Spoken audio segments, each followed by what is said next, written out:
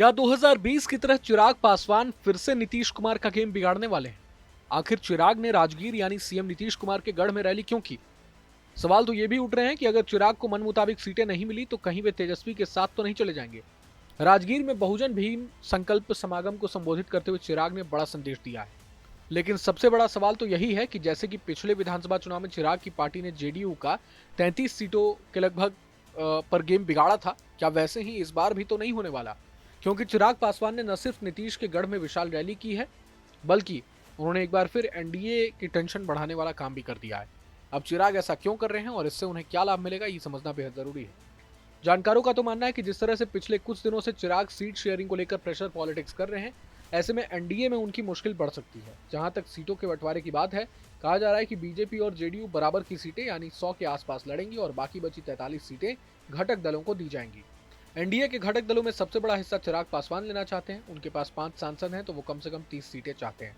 उनका कहना है कि लोकसभा में उन्हें 5 सीटें दी गई थी और उन्होंने पांचों सीटें जीतकर 100% परिणाम दिया था। गौरतलब है कि चिराग पिछली बार एनडीए का हिस्सा नहीं थे और 134 सीटों पर अकेले लड़ गए थे और जेडीयू का खेल खराब कर दिया था। इस बार भी चिराग पासवान की पार्टी एलजेपी ने यह कहकर सबको चौंका दिया कि उनके अध्यक्ष बिहार विधानसभा का चुनाव लड़ेंगे। हालांकि अभी तक ये तय नहीं हुआ है कि चिराग पासवान चुनाव लड़ने वाले हैं या नहीं। दूसरी तरफ चिराग ने अपनी पार्टी को बिहार की सभी 243 सीटों पर चुनाव की तैयारी करने की बात कहकर भी सबको चकित कर दिया था। वैसे चिराग और उनकी पार्टी के इन बयानों को बिहार में अधिक सीटें पाने के लिए महज दबाव बनाने की रणनीति के तौर पर ही देखा जा रहा है। लेकिन चिराग कुछ भी कर लें, अगर वो शेर हैं तो बीजेपी सवा शेर है। बीजेपी ने उनके लिए हाल ही में एक तगड़ा टैक्टिक्स भी चल दिया था। अगर आपको याद हो तो पीएम मोदी की सीवान की रैली से जो तस्वीर सामने आई थी, उसने बिहार की सियासत में हलचल पैदा कर डाली थी। पीएम मोदी सीवान में थे। मोदी ने रैली कर विरोधियों पर जमकर निशाना साधा था, लेकिन पीएम मोदी के भाषण के दौरान मंच पर कुछ ऐसी तस्वीरें देखने को मिली थी जिसे लेकर बिहार के सियासी हलके में तरह तरह की चर्चाएं होने लगी थी। पीएम मोदी की रैली के दौरान मंच पर मौजूद एनडीए के तमाम नेताओं को उन्होंने नमस्कार कर उनका अभिवादन किया था। पीएम मोदी ने आरएलएसपी अध्यक्ष उपेंद्र कुशवाहा को नमस्कार करने के साथ ही उनसे गर्मजोशी से हाथ भी मिलाया था। इस दौरान लोक जनशक्ति पार्टी रामविलास के नेता चिराग पासवान भी मंच पर मौजूद थे, लेकिन पीएम मोदी का ध्यान कुशवाहा की ही ओर रहा। इस दौरान चिराग मुस्कुराते रहे, लेकिन पीएम मोदी और उपेंद्र कुशवाहा एक दूसरे से बात करते रहे और चिराग को कहीं ना कहीं इग्नोर्ड फील करना पड़ा। यानी पीएम मोदी ने कहीं ना कहीं चिराग को नजरअंदाज कर दिया। पीएम मोदी को आप देख सकते हैं वीडियो में, वो किस तरह से आगे बढ़ गए चिराग को बिना कुछ कहे। हालांकि चिराग भी खुद को मोदी का हनुमान कहते हैं, लेकिन पता नहीं सीवान में क्या हो गया। यह घटना इसलिए भी महत्वपूर्ण है दूसरी तरफ क्योंकि काराकाट लोकसभा क्षेत्र के विक्रमगंज की सभा में पीएम मोदी के भाषण में कुशवाहा का नाम छूट गया था, जिससे आरएलएम खेमे में तनाव था। सीवान रैली में पीएम ने न केवल कुशवाहा का नाम लिया, बल्कि उनके साथ विशेष आत्मीयता भी दिखाई, जिससे आरएलएम कार्यकर्ताओं में उत्साह बढ़ गया। दूसरी ओर चिराग पासवान, जो खुद को पीएम का हनुमान कहते हैं, मंच पर अपेक्षाकृत कम ध्यान पाकर चर्चा में रहे। अब यहाँ एक और बात की चर्चा जोरों पर है। कहा जा रहा है कि अगर बीजेपी ने चिराग की डिमांड नहीं मानी तो वो आरजेडी का हाथ भी थाम सकते हैं। असल में बीते दिनों चिराग ने तेजस्वी यादव से मुलाकात की थी और मुलाकात के बाद उन्होंने लालू परिवार की खूब तारीफ भी की थी। कहा जा रहा है कि चिराग ने अपने लिए बैकअप ऑप्शन तैयार कर रखा है और इन केस बीजेपी उसकी डिमांड नहीं मानती है तो वो तेजस्वी के साथ जा सकते हैं, लेकिन इन अटकलों में ज्यादा दम नहीं लगता है। इधर मीडिया रिपोर्ट्स के मुताबिक चिराग ने रैली के दौरान ये भी कहा है कि उन्हें बिहार आने से रोका जा रहा है। हाल ही में चिराग के इस तरह के बयानों को लेकर तेजस्वी यादव ने उन पर तंज कसा था, वो सुनिए।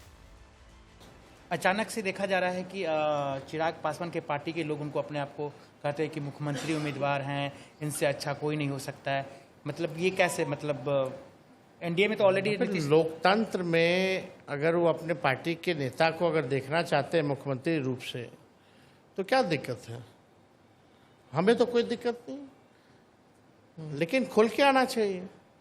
अगर इच्छा है चिराग पासवान जी या किसी की तो खुल के बोले ना कि भाई हम मुख्यमंत्री बनना चाहते हैं। ड्रामा करने की क्या जरूरत है कि अब बिहार हमको बुला रहा है? तो भगा दिया था क्या इतना साल से बिहार?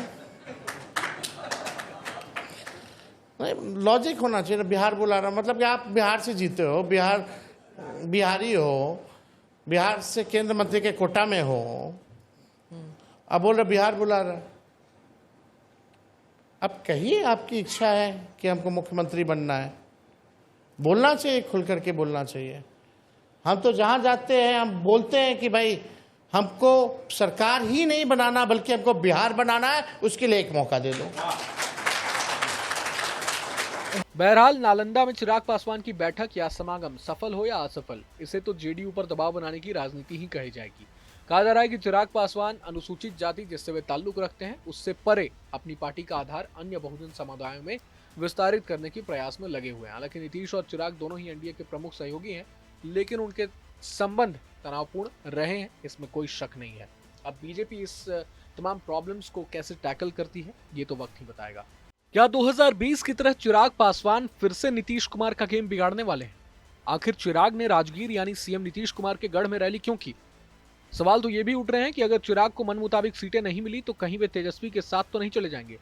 राजगीर में बहुजन भीम संकल्प समागम को संबोधित करते हुए चिराग ने बड़ा संदेश दिया है। लेकिन सबसे बड़ा सवाल तो यही है कि जैसे कि पिछले विधानसभा चुनाव में चिराग की पार्टी ने जेडीयू का 33 सीटों के लगभग पर गेम बिगाड़ा था, क्या वैसे ही इस बार भी तो नहीं होने वाला? क्योंकि चिराग पासवान ने न सिर्फ नीतीश के गढ़ में विशाल रैली की है, बल्कि उन्होंने एक बार फिर एनडीए की टेंशन बढ़ाने वाला काम भी कर दिया है। अब चिराग ऐसा क्यों कर रहे हैं और इससे उन्हें क्या लाभ मिलेगा, ये समझना बेहद जरूरी है।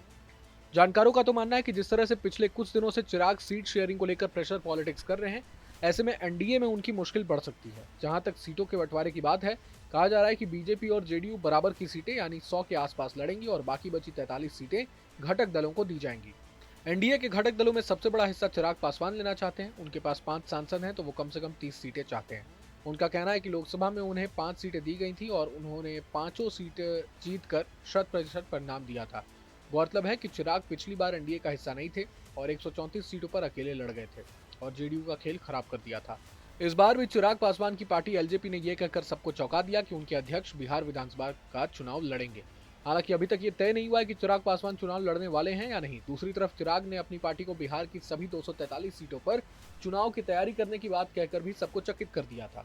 वैसे चिराग और उनकी पार्टी के इन बयानों को बिहार में अधिक सीटें पाने के लिए महज दबाव बनाने की रणनीति के तौर पर ही देखा जा रहा है। लेकिन चिराग कुछ भी कर लें, अगर वो शेर हैं तो बीजेपी सवा शेर है। बीजेपी ने उनके लिए हाल ही में एक तगड़ा टैक्टिक्स भी चल दिया था।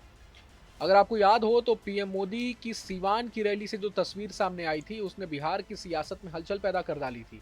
पीएम मोदी सीवान में थे, मोदी ने रैली कर विरोधियों पर जमकर निशाना साधा था, लेकिन पीएम मोदी के भाषण के दौरान मंच पर कुछ ऐसी तस्वीरें देखने को मिली थी जिसे लेकर बिहार के सियासी हलके में तरह तरह की चर्चाएं होने लगी थी।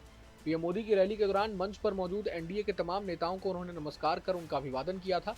पीएम मोदी ने आरएलएसपी अध्यक्ष उपेंद्र कुशवाहा को नमस्कार करने के साथ ही उनसे गर्मजोशी से हाथ भी मिलाया था। इस दौरान लोक जनशक्ति पार्टी रामविलास के नेता चिराग पासवान भी मंच पर मौजूद थे, लेकिन पीएम मोदी का ध्यान कुशवाहा की ही ओर रहा। इस दौरान चिराग मुस्कुराते रहे, लेकिन पीएम मोदी और उपेंद्र कुशवाहा एक दूसरे से बात करते रहे और चिराग को कहीं ना कहीं इग्नोर्ड फील करना पड़ा। यानी पीएम मोदी ने कहीं ना कहीं चिराग को नजरअंदाज कर दिया। पीएम मोदी को आप देख सकते हैं वीडियो में, वो किस तरह से आगे बढ़ गए चिराग को बिना कुछ कहे। हालांकि चिराग भी खुद को मोदी का हनुमान कहते हैं, लेकिन पता नहीं सीवान में क्या हो गया। यह घटना इसलिए भी महत्वपूर्ण है दूसरी तरफ क्योंकि काराकाट लोकसभा क्षेत्र के विक्रमगंज की सभा में पीएम मोदी के भाषण में कुशवाहा का नाम छूट गया था, जिससे आरएलएम खेमे में तनाव था। सीवान रैली में पीएम ने न केवल कुशवाहा का नाम लिया बल्कि उनके साथ विशेष आत्मीयता भी दिखाई, जिससे आरएलएम कार्यकर्ताओं में उत्साह बढ़ गया। दूसरी ओर चिराग पासवान, जो खुद को पीएम का हनुमान कहते हैं, मंच पर अपेक्षाकृत कम ध्यान पाकर चर्चा में रहे। अब यहाँ एक और बात की चर्चा जोरों पर है। कहा जा रहा है कि अगर बीजेपी ने चिराग की डिमांड नहीं मानी तो वो आरजेडी का हाथ भी थाम सकते हैं। असल में बीते दिनों चिराग ने तेजस्वी यादव से मुलाकात की थी और मुलाकात के बाद उन्होंने लालू परिवार की खूब तारीफ भी की थी। कहा जा रहा है कि चिराग ने अपने लिए बैकअप ऑप्शन तैयार कर रखा है और इन केस बीजेपी उसकी डिमांड नहीं मानती है तो वो तेजस्वी के साथ जा सकते हैं। पूरे मसले को लेकर आप क्या कुछ सोचते हैं हमें कमेंट बॉक्स में जरूर बताएं। अगर आपको ये वीडियो पसंद आया तो लाइक करें और चैनल को जरूर सब्सक्राइब करें।